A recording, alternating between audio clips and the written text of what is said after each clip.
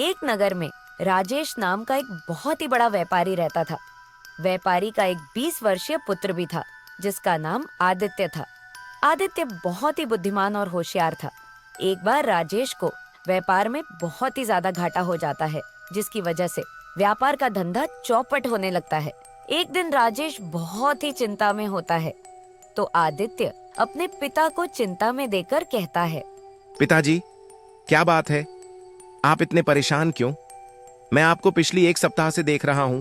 आप हर वक्त बेचैन से रहते हो और नहीं आप सही से कुछ खाते हो। बेटा, व्यापार में घाटा आने की वजह से हमारा कारोबार बंद होने की कगार पर है। मुझे हर वक्त बस यही चिंता सताती रहती है कि अब घर का गुजारा कैसे होगा। जो थोड़े बहुत पैसे जोड़कर रखे हुए थे, वो सब भी खर्च हो गए हैं। इतने में ही आदित्य की माँ सुमन आदित्य से बोली।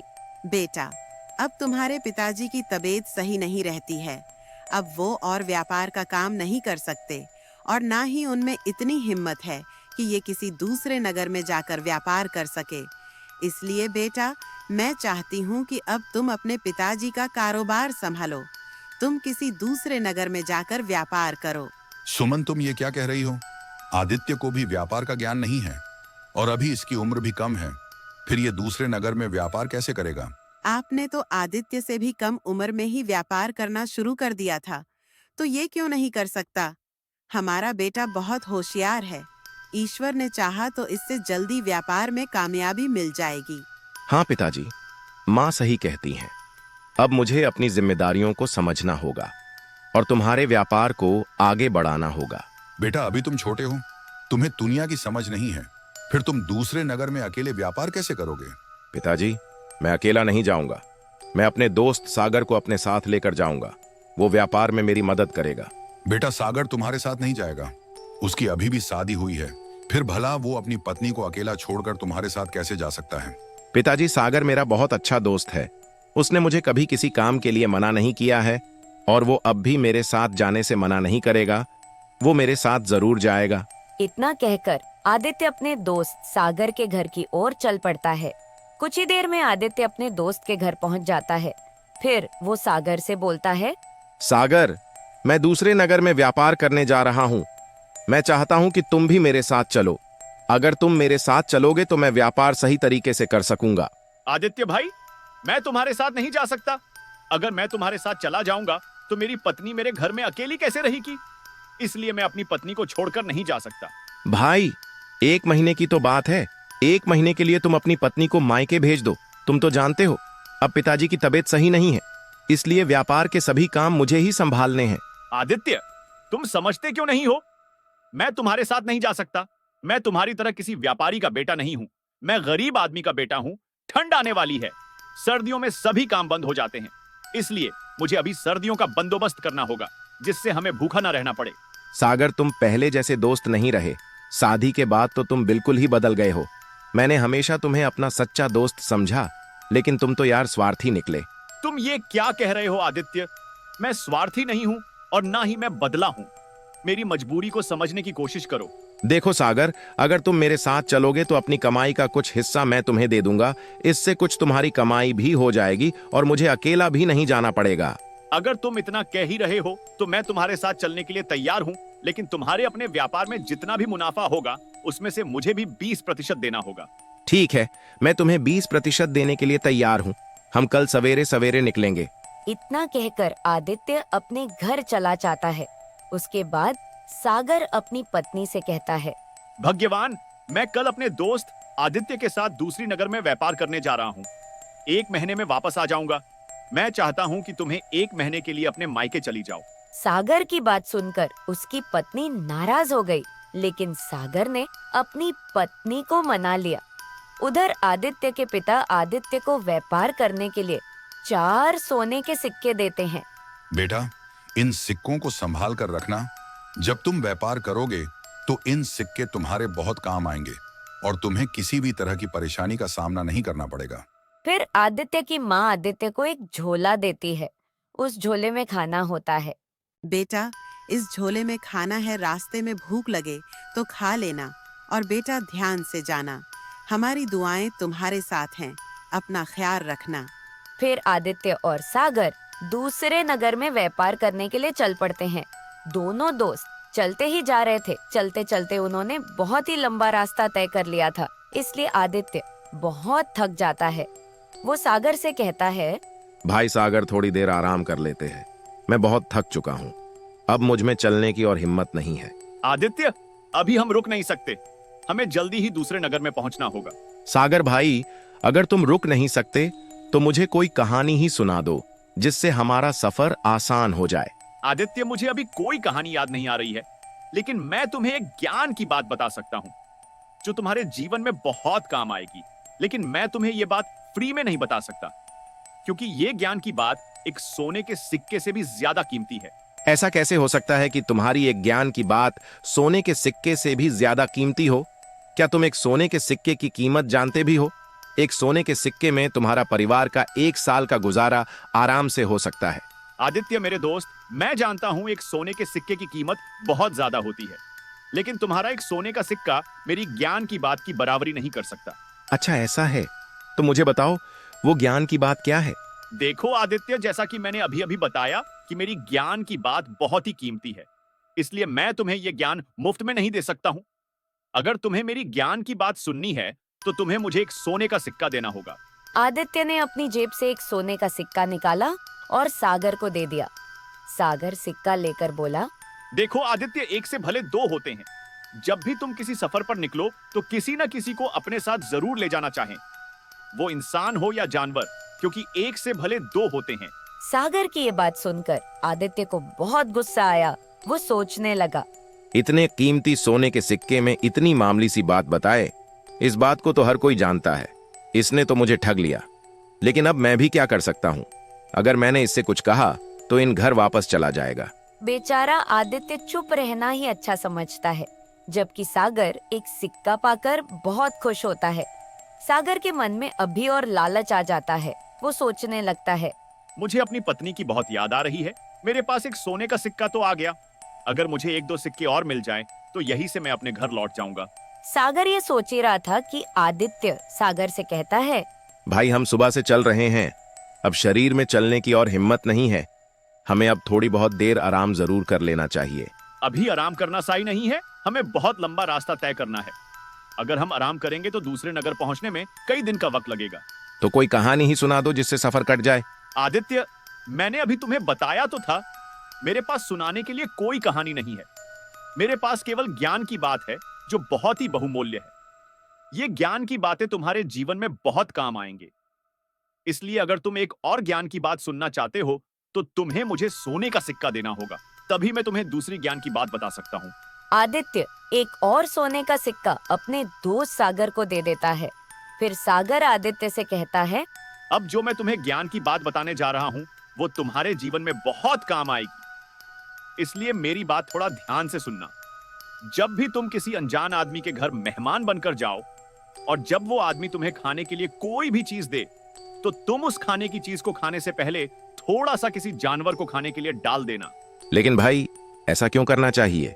ऐसा इसलिए क्योंकि हमारे बड़े बुजुर्ग कहा करते हैं कि जानवरों को खिलाने से पुण्य मिलता है। सागर की यह बात सुनकर आदित्य को पहले से भी ज्यादा गुस्सा आया, क्योंकि आदित्य के साथ सागर ने 2 बार धोखा कर दिया था। आदित्य के दिल में आया कि वो सागर से अपने दोनों सोने के सिक्के छीन ले, लेकिन उसने ऐसा नहीं किया और चुपचाप सागर के साथ चलता रहा। कुछ दूर चलने के बाद आदित्य फिर सागर से बोला, दोस्त, अब मैं थक गया हूं और दोपहर भी होने वाली है। क्यों ना हम थोड़े समय के लिए इस पेड़ के नीचे रुक जाएं तो शरीर की थकावट दूर हो जाएगी। आदित्य, आराम करने का मन तो मेरा भी बहुत कर रहा है, लेकिन अभी हमें करमपुर का जंगल भी पार करना है। करमपुर के जंगल में बहुत ही खतरनाक जंगली जानवर रहते हैं।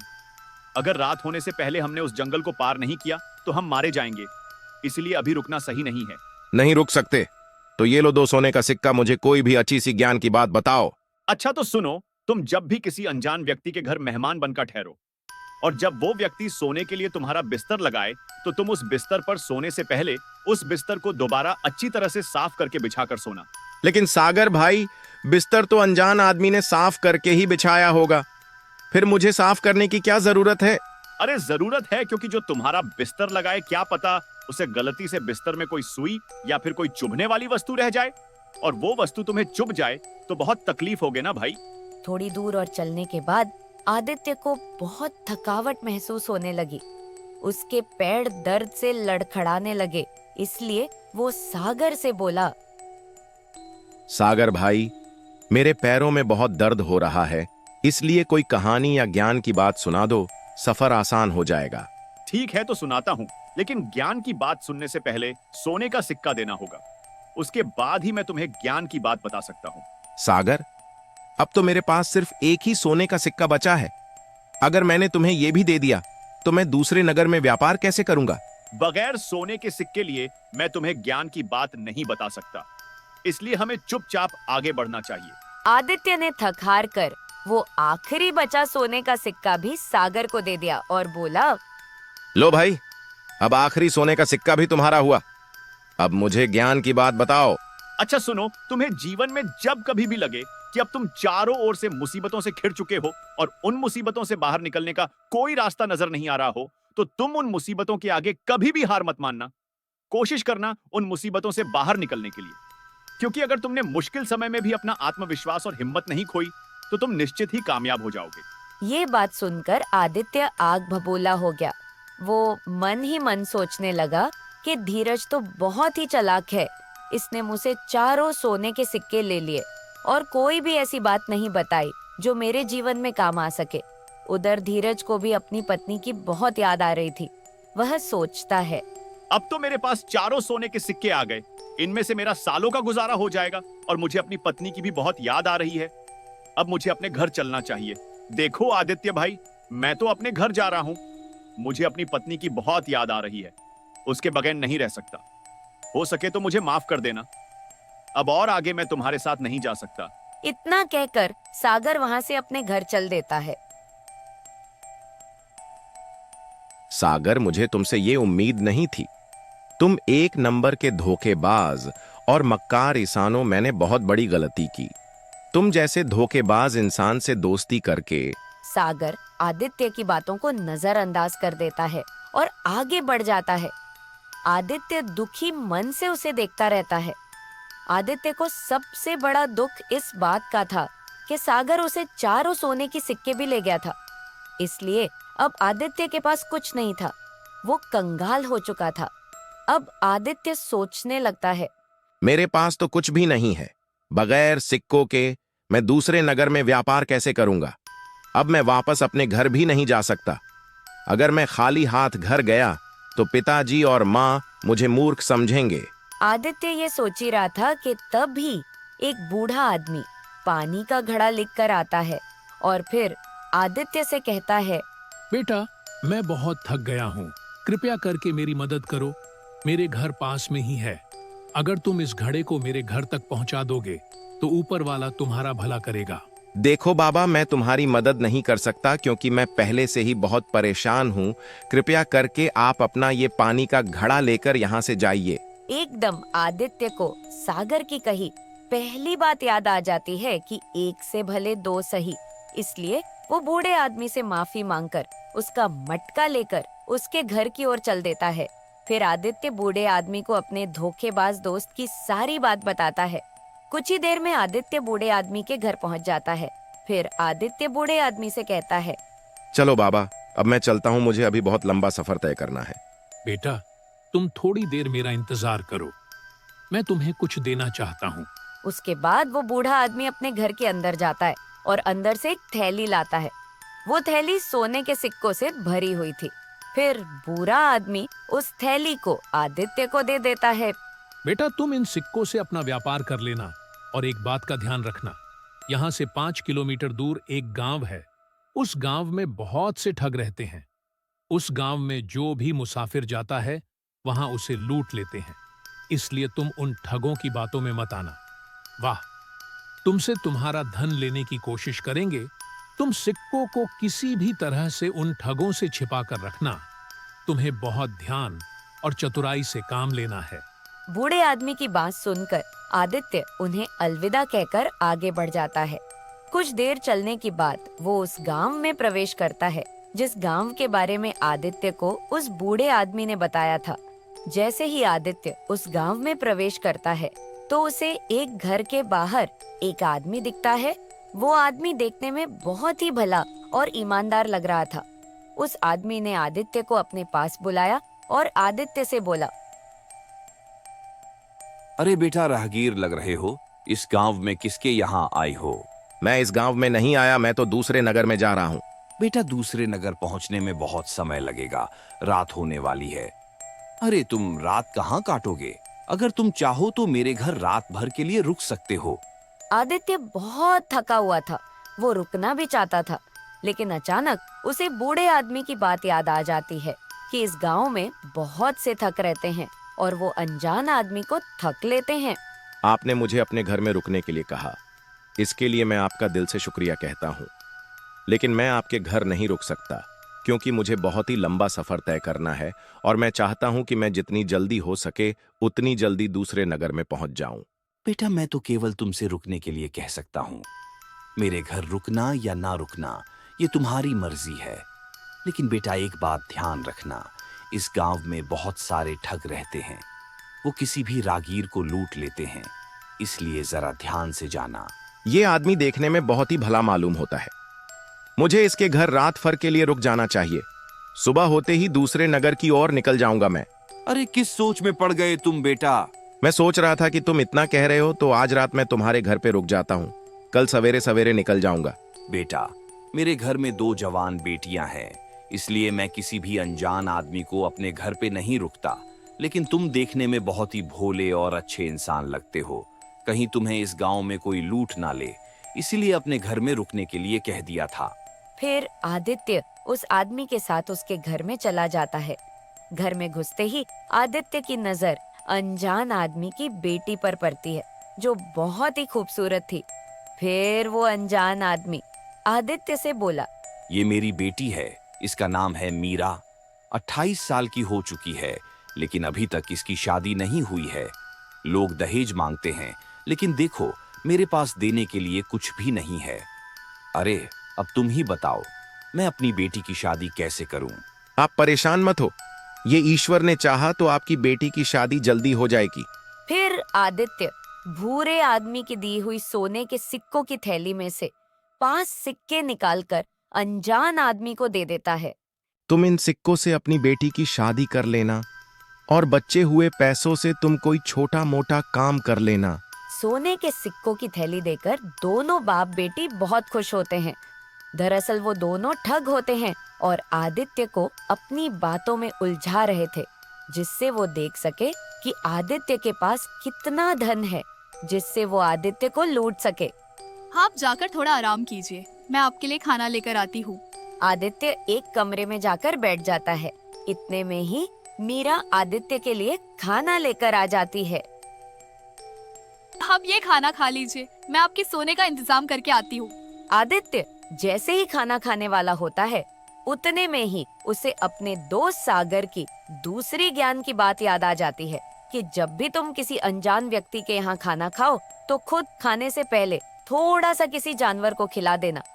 इसलिए आदित्य चुपचाप थोड़ा सा खाना लेकर कमरे से बाहर आता है और उस खाने को बकरी को खिला देता है। खाना खाते ही बकरी तड़पने लगती है और फिर मर जाती है।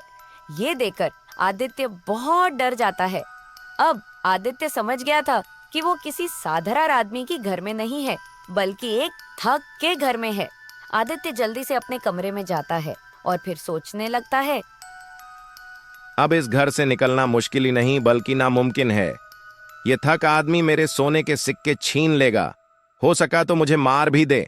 अब मैं क्या करूं? हाँ, एक काम करता हूं, इस खाने को छुपा देता हूं, फिर ठग आदमी की बेटी को लगेगा कि मैंने खाना खा लिया है।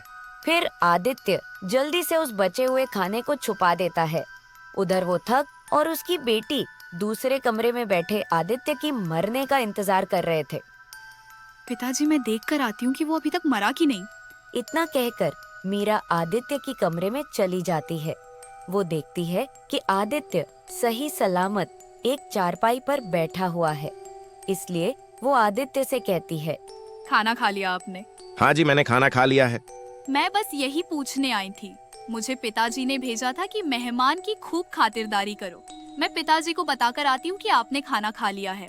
मीरा जल्दी से अपने पिता के पास जाती है, फिर अपने पिता से कहती है, पिताजी, मैंने तो खाने में खूब अच्छी तरह से जहर मिलाया था। पता नहीं वो मरा कैसे नहीं। पता नहीं किस मिट्टी का बना है, इतना सारा जहर खा के भी जिंदा है। कोई बात नहीं बेटी, वो जहर खाकर तो बच गया, लेकिन अब नहीं बचेगा। जाओ, अब अपनी दूसरी योजना पर काम करो।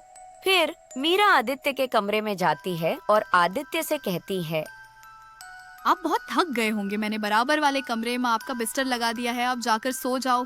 फिर आदित्य सोने के लिए बराबर वाले कमरे में चला जाता है। जैसे ही आदित्य बिस्तरों पर लेटने वाला होता है तो उसे सागर की 3 बात याद आ जाती है कि जब भी किसी अनजान आदमी की घर पर मेहमान बनकर जाओ और जब वो अनजान आदमी तुम्हारे सोने के लिए बिस्तर लगाए तो तुम उस बिस्तर को दोबारा अच्छी तरह से झाड़ कर और बिछा कर सोना। आदित्य ने जैसे ही बिस्तर को झाड़ने के लिए उठाया तो आदित्य ने देखा कि 4 पाई पर जगह जगह सुई लगी हुई है जिन पर जहर लगा हुआ है। ये सब देखकर आदित्य कांपने लगता है। फिर आदित्य सोचने लगा, सागर सही कहता था, उसकी ज्ञान की बात एक सोने के सिक्के से भी ज्यादा कीमती है। सागर की वजह से आज मैं 2 बार मरने से बच गया हूँ। मुझे कैसे भी करके यहाँ से निकलना होगा, वरना ये बाप बेटी मेरी जान ले लेंगे। उधर वो दोनों बाप बेटी आदित्य के मरने का इंतजार कर रहे थे, जिससे वो आदित्य के सोने के सिक्कों की थैली ले सके। काफी वक्त बीत जाने के बाद भी आदित्य नहीं मरा, तो इस बात से दोनों बाप बेटी बहुत परेशान हो जाते हैं। फिर वो अनजान आदमी अपनी छोटी वाली बेटी को बुलाता है और उसे कहता है, देखो बेटी, हमने बड़ी मुश्किल से एक राहगीर को बैक आया है। उसके पास सोने के सिक्कों से भरी हुई थैली है। वो थैली किसी भी तरह हमें लेनी होगी। हम उस राहगीर को मारने के लिए 2 बार जाल बिछा चुके हैं, लेकिन उसने हमारी दोनों योजनाओं को नाकाम कर दिया है और वो अभी तक जिंदा है। इसीलिए मैं चाहता हूँ कि तुम उस राहगीर से किसी भी तरह वो सोने के सिक्कों की थैली हासिल करो। उस अनजान आदमी की छोटी बेटी बहुत ज्यादा खूबसूरत थी। उसे जो भी देखता था वो देखता ही रह जाता था। उसका नाम मुस्कान था। अब मुस्कान आदित्य के कमरे में जाती है। जैसे ही आदित्य मुस्कान को देखता है तो उसे देखता ही रह जाता है। फिर मुस्कान आदित्य से कहती है, अभी तक आप सोए नहीं। मेरी बहन ने आपके लिए कितना सुंदर बिस्तर लगाया है। ये फिर कोई और बात है जिसकी वजह से तुम्हें नींद नहीं आ रही है। अच्छा, तो वो तुम्हारी बहन है। फिर तो तुम भी मुझे मारने के लिए आई होगी। तुम्हारी बहन ने मुझे खाने में जहर मिलाकर दिया था। अगर मैं खाना बकरी को नहीं खिला था तो कब के मेरे प्राण चले गए होते। उसके बाद तुम्हारी बहन ने बिस्तर के नीचे जहर की सुई रख दी थी। वो तो मैंने बिस्तर झाड़ लिया, वरना अब तक तो मुझे कब का मर गया होता। आप चिंता मत करो, मैं अपनी बहन की तरह नहीं हूँ। मुझे किसी की जान नहीं लेनी चाहिए।